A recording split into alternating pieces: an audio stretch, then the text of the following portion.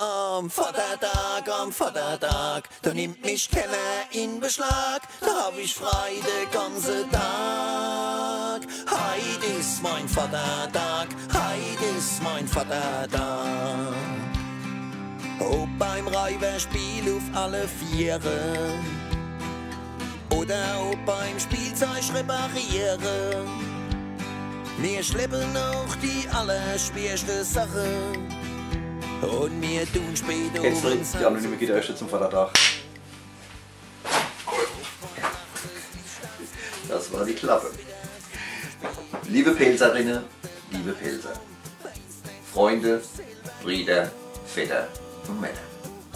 Wir, die anonyme Gitarristen, leben gern als Anlass vom 4. spielfreien Vatertag in 20 Jahren, wenn wir die Gelegenheit haben, den Vatertag traditionell zu begehen, eine kleine Grußbotschaft an euch da draußen.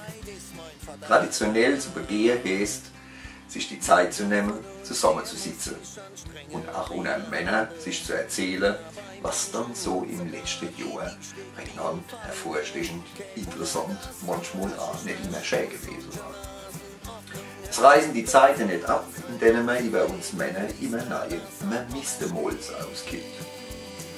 Manchmal subversiv, indem die Frauen untereinander erzählt haben und man kriegt dann als Mann gesagt, ach der und der wäre viel schicker, der hätte das und das angezogen, guckt er das mal an. Manchmal auch subtil, indem Fernsehwerbung geradezu direkt unsere Frauen anspricht und ihnen suggeriert, was für tolle Unterwäsche ihre Männer tragen könnten oder wie aprilfrisch wir wünschen können.